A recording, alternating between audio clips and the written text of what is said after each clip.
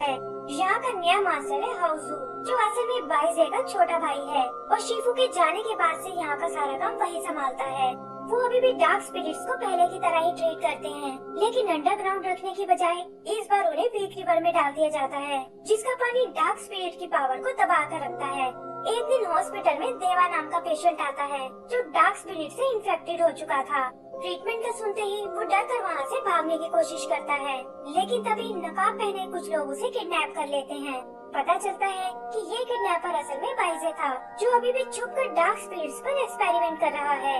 वो देवा को डरा कर ट्रीटमेंट के लिए तैयार कर लेता है और कहता है कि मेरे पास ये 5 मंत्रा फ्लैग है, जो किसी भी डार्क स्पिरिट को खत्म कर सकता है। फिर हम उसे फ्लैग को यूज करते हुए देखते हैं और वो खुद भी हैरान होता है कि देवा की डार्क स्पिरिट इससे नष्ट हो गई है। अपनी सक्सेस से वो बहुत खुश होता है, लेकिन उसकी ये खुशी ज्यादा देर नहीं टिक पाती, क्योंकि बाइफेंग नाम का गार्ड उसे पकड़ने आ गया था। बाइजे पर हॉस्पिटल से पेशेंट चुराने और डार्क स्पिरिट पर गैर कानूनी एक्सपेरिमेंट करने का आरोप था, जिसके लिए बाइफेंग उसे अरेस्ट करने को बोलता है। लेकिन बाइजे किसी तरह चकमा देकर वहाँ से भाग जाता है। इसे ठीक करने वाली हर पुरानी आइलैंड पर है, जिसे 7 साल पहले डार्क स्पिरिट ने तबाह कर दिया था, और इसीलिए वो ली की कोई मदद नहीं कर सकता। यह बाइजे मिंग से अपने इमोशंस शेयर करता है कि कैसे वो कुनलुन का बेस्ट डॉक्टर बनना चाहता है, लेकिन कोई भी उसे मौका देने को तैयार ही नहीं है। मिंग उसे खुद पर भरोसा रखने को बोलती है, क्योंकि बाइजे ही था जिसने एक बार उसे मरने से बचाया था। उधर हाउजू अपने एल्डर्स को इलेक्शन के लिए मनाता है और कहता है कि हम वीक रिवर और स्पिरिट्स को कंट्रोल नहीं कर सकते, और इससे पहले कि कोई दुर्घटना हो जाए हमें एक स्ट्रॉन्ग लीडर चुनना होगा, जो डार्क स्पिरिट को जड़ से खत्म कर सके। एल्डर्स इसके लिए तैयार हो जाते हैं और अगले ही दिन हॉस्पिटल में एक इलेक्शन रखा जाता है। यहाँ एरिना में डार्क स्पिरिट रखी हुई है और हाउसू बताता है कि जो भी इस डार्क स्पिरिट को खत्म कर देगा उसे ही हॉस्पिटल में नया मास्टर चुन लिया जाएगा, और इसे जज करेंगे उनके चारों एल्डर्स। फिर एक एक करके कई लोग अपनी किस्मत आजमाते हैं, लेकिन कोई भी उस डार्क स्पिरिट को खत्म नहीं कर पाता। तभी बाइजे वहाँ आता है, जिसे देखकर सभी लोग नाराज हो जाते हैं कि इसे यहाँ नहीं आना चाहिए था। लेकिन हाउजू सभी को शांत करता है और कहता है कि बाकियों की तरह बाइजे को भी हिस्सा लेने का पूरा हक है। बाइजे ये सुनकर खुश हो जाता है, पर फिर वो देखता है कि उससे पहले हाउजू ने खुद को रेकमेंड किया है।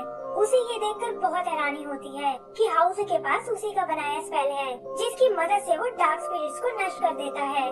बाइजे को बहुत गुस्सा आता है कि हाउजू ने उसका स्पेल चुरा लिया है। वो कहता है कि मैं इस बात को प्रूव कर सकता हूँ, लेकिन बहुत कोशिश करने पर भी उसका स्पेल कोई काम नहीं करता, और वो देखता है कि किसी ने उसके फ्लैग को फाड़ डाला है। तभी बाइफेंग वहाँ आकर उसे पकड़ लेता है और वो लोग उसे एक जेल में डाल देते हैं। आगे पता चलता है कि ये सब बाइजे के पुराने दोस्तों की वजह से हुआ है, जिन्हें हाउजू ने खरीद लिया था। तभी वो डार्क स्पिरिट हाउजू के स्पेल से बाहर निकल आती है और वो समझ जाता है कि बिना बाइजे के फ्लैग के वो इन्हें नहीं मार सकता। वो लोग अपने उसका फ्लैग छीनने आते हैं, लेकिन बाइजे उन्हें ऐसा नहीं करने देता और अपने मैग्नीफाइंग स्पेल की मदद से वहाँ से भाग निकलता है। बाइफेंग और उसके सोल्जर्स उसका पीछा करने लगते हैं, लेकिन मिंग की मदद से वो किसी तरह उनसे बच निकलता है और वीक रिवर क्रॉस करके पुराने आइलैंड पर आ जाता है। डरते हुए वो आगे बढ़ने लगता है कि तभी उसे कोई आहट सुनाई देती है और वो देखता है कि सामने ली खड़ा हुआ है। पता चलता है कि वो यहाँ उस हब को ढूंढने आया था, जिससे वो अपने सीन को ठीक कर सकता है। बाइजे उसे यहाँ से वापस चलने को बोलता है, लेकिन तभी बाइफेंग उन्हें ढूंढता हुआ शेल्टर तक आ पहुँचता है। लेकिन इससे पहले कि वो उन्हें पकड़ पाए, बाइजे अपना एक मैजिकल स्पेल यूज करता है और वो एक दीवार से होते हुए वहाँ से बच निकलते हैं। उसके बाद वो दोनों अलग अलग जाने की सोचते हैं, जहाँ ली उस पुराने हॉस्पिटल की ओर जाता है और बाइजे जाता है नदी की ओर, जहाँ एक बोट लेकर वो इस आइलैंड से निकल जाएगा। तभी डार्क स्पिरिट के असर से ली को अचानक कुछ फ्लैशबैक दिखाई देते हैं, जहाँ बच्चे उसके सींग न होने का मजाक उड़ा रहे हैं। यही वो अपने डैड को देखता है, जो उसे छोड़कर जा रहे हैं, लेकिन पास जाने पर पता चलता है कि ये तो बाइजे है, जो उसे अकेले छोड़कर नहीं जा पाया।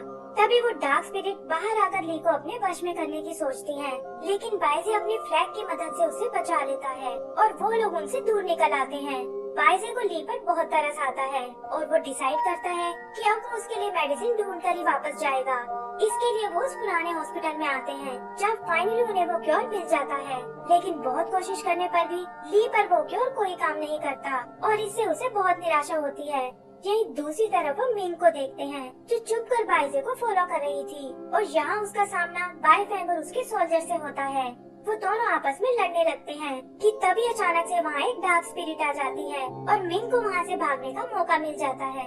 आगे हम बाइजे और ली को देखते हैं, जहाँ सोते हुए बाइजे अचानक से ली के माइंड में पहुँच जाता है। वहाँ वो ली को बुली होते हुए देखता है और समझ जाता है कि इसी सदमे के कारण डार्क स्पिरिट धीरे धीरे उसे अपने वश में कर रही है। ये देखकर उसकी आँख खुल जाती है और पता चलता है कि ली अचानक से कहीं गायब हो गया है। उसे ढूंढते हुए वो एक बैम्बू फॉरेस्ट में आता है, जहाँ बीचों बीच एक हट बनी हुई है और देखता है कि ली वहाँ एकदम सही सलामत है। ली उसे बताता है कि मुझे एक डॉक्टर मिल गया है जो मेरे सीन का इलाज कर सकता है, और ये सुनकर बाइजे को बहुत हैरानी होती है। तभी वो एक रेडिश डीमन को देखते हैं जो बताता है कि वो भी असल में शीफू का स्टूडेंट है, वही शीफू जिसने बचपन में बाइजे को ट्रेन किया था। फिर वो ली का एग्जामिनेशन करता है, लेकिन देखता है कि उसकी बीमारी का कोई इलाज नहीं है। बाइजे उसे ये सब बोलने से रोकना चाहता था, लेकिन तब तक बहुत देर हो चुकी थी और ली ये सुनकर एक बार फिर डार्क स्पिरिट के वश में आ जाता है। लेकिन बाइजे की प्रॉब्लम तो अभी शुरू हुई थी, क्योंकि बाईफैंग ने उन्हें ढूंढ निकाला है और वो उसे अपना फ्लैग देने को बोलता है। इससे उन दोनों के बीच लड़ाई शुरू हो जाती है और इसी दौरान रेडिश डीमन उसे एक सच्चाई बताता है कि 7 साल पहले जब शीफू ने डार्क स्पिरिट को कैद करने की सोची थी, तो इससे उनकी सारी शक्ति खत्म हो गई थी और कुछ ही दिन बाद वो मारे गए थे। वो बताता है कि शीफू को तुम पर बहुत यकीन था कि तुम्हारे अंदर ही वो लाइट है जो डार्क स्पिरिट को खत्म कर सकती है, लेकिन तुम बेवजह ही इतने साल उन्हें गलत समझते रहे। ये सुनकर बाइजे को बहुत दुख होता है कि उसने अपने गुरु की बिल्कुल कदर नहीं की। यही बाईफैंग ली को बंदी बना लेता है और उसे बचाने के लिए बाइजे को अपना फ्लैग देना पड़ता है। बाईफैंग उसे कहता है कि 7 साल पहले तुम्हारी वजह से ही मैंने अपना हाथ खोया था और तुम जैसे लापरवाह इंसान को ये फ्लैग रखने का कोई हक नहीं है। फिर सजा देने के लिए वो बाइजे को नीचे वीक रिवर में फेंक देता है, जहाँ डार्क स्पिरिट उसे पकड़ने की कोशिश करती है। ऐसा लगता है जैसे वो उनसे नहीं बच पाएगा, लेकिन तभी कुछ चमकती हुई बटरफ्लाईज वहाँ आ जाती हैं और बाइजे को स्पिरिट के कैद से आजाद करा लेती हैं। आँख खुलने पर वो मिंग को देखता है, जिसके साथ उसके कुछ और भी दोस्त हैं, और वो समझ जाते हैं कि उसे जरूर शीफू की इनर लाइट्स ने बचाया है। वहीं दूसरी तरफ हम हाउसू को देखते हैं, जिसे वो फ्लैग मिल चुका है और वो उसकी मदद से वीक रिवर में डार्क स्पिरिट्स को नष्ट करने लगता है। उन्हें लगता है कि शायद वो लोग कामयाब हो चुके हैं, लेकिन तभी वहाँ बाइजे आ जाता है। वो कहता है कि हमें इस जगह को तुरंत खाली करना होगा, क्योंकि फ्लैग या कोई भी स्पेल इन स्पिरिट को नहीं मार सकता और वो अभी भी तुम्हारे तालिस्मान में छुपी हुई हैं। इस पर हाउसू कहता है कि हमेशा की तरह ये झूठ बोल रहा है और उसके सोल्जर्स बाइजे को घेर लेते हैं। लेकिन तभी बाइजे की बात सच हो जाती है और वो देखते हैं कि चारों ओर से डार्क स्पिरिट निकलकर बाहर आ रही हैं, जो वहाँ मौजूद लोगों पर अटैक करने लगती हैं। बाइजे सबको अपनी जान बचाने को बोलता है, लेकिन पता चलता है कि डार्क स्पिरिट ने हाउसू को अपने वश में कर लिया है। वो बाकियों के साथ साथ बाईफैंग पर भी अटैक करता है, लेकिन बाइजे एंड टाइम पर आकर उसे बचा लेता है और बाईफैंग से सबको सिटी में ले जाने को बोलता है। आगे हम उसे हाउसू को समझाते हुए देखते हैं, लेकिन वो तो नफरत के कारण एक मॉन्स्टर में बदल गया है और कहता है कि शीफू ने तुम्हारे आगे मुझे कभी इम्पोर्टेंस नहीं दी, न ही उन्होंने मेरी फीलिंग्स की परवाह की, और उस फ्लैग का भी असली हकदार मैं ही था। वो कहता है कि मुझे कुछ नहीं चाहिए, मैं तो बस एक बार तुम्हें हराना चाहता हूँ। उधर बाकी लोग सिटी में आकर एक शील्ड बना लेते हैं, जिसे हाउसू की डार्क पावर नहीं तोड़ पाती। तभी वो देखते हैं कि ली का शरीर पत्थर में बदलने लगा है, जिसका मतलब वो अपनी हिम्मत खोता जा रहा है। बाइजे भी बचता हुआ शील्ड के अंदर आ जाता है और देखता है कि ली की हालत बहुत खराब है। वो हाउसू से फिर रिक्वेस्ट करता है कि मैं अपना सब कुछ तुम्हें दे दूंगा, पर एक डॉक्टर होने के नाते हमें ली की मदद करनी होगी।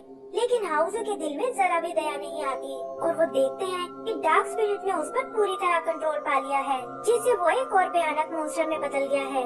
इस बार वो अपनी पूरी ताकत लगाता है और वो शील्ड टूटकर चकनाचूर हो जाती है। एल्डर्स और बाकी लोग मिलकर उस पर अटैक करते हैं, लेकिन हाउसू के सामने उनकी एक नहीं चलती और हाउसू ली की बॉडी को अपने साथ ले जाता है। बाइजे अपना फ्लैग लेकर उसे बचाने जाता है और हम देखते हैं कि वो दोबारा से ली के माइंड में पहुंच गया है। ली के पिता उसे छोड़कर जा रहे थे और बाइजे इस बार ली से ब्रेव बनने को बोलता है, ताकि वो जाकर अपने डैड से बात कर सके। ली भी ऐसा ही करता है और फाइनली इस सच्चाई को एक्सेप्ट कर लेता है कि उसके डैड अब इस दुनिया में नहीं है। फिर वो उनसे प्रॉमिस करता है कि अब से वो खुद को कमजोर नहीं समझेगा और अपनी प्रॉब्लम का सामना कर ही दिखाएगा। इसके बाद वो दोनों हाउसू के स्पिरिट से बाहर निकल आते हैं और पता चलता है कि ली अब अपने स्पेल्स को यूज कर सकता है। वो बाइजे की फ्लैग की मदद से डीमन को रोकने की कोशिश करते हैं, लेकिन वो अब पहले से ज्यादा स्ट्रॉन्ग हो चुका था और पलटकर बाइजे पर अटैक कर देता है। अब उन्हें जीतने की बिल्कुल उम्मीद नहीं थी कि तभी बाइजे को शिफू की बात याद आती है कि डार्क पावर को हमारे अंदर की लाइन की मार सकती है। ऐसा सोचते ही वहाँ वो बटरफ्लाईज आ जाती हैं, जो असल में इन सभी की इनर लाइट्स थी और वो लोग इसकी मदद से डार्क स्पिरिट को खत्म कर देते हैं। फिर हम उन्हें हाउजू की सबकॉन्शियस में देखते हैं, जहाँ हाउजू बहुत डरा हुआ था और बाइजे उसे अपने साथ वापस आने को कहता है। एंड सीन कुछ टाइम बाद का है, जहाँ सभी लोग मिलकर सिटी को दोबारा बना रहे हैं और अब वहाँ डार्क स्पिरिट्स का नामो निशान नहीं है। बाइजे को हॉस्पिटल का चीफ बना दिया जाता है और इसी के साथ हमारी ये मूवी खत्म हो जाती है। तो दोस्तों, अगर आपको ये मूवी पसंद आई हो तो प्लीज हमें लाइक एंड सब्सक्राइब करना ना भूलें। Thank you.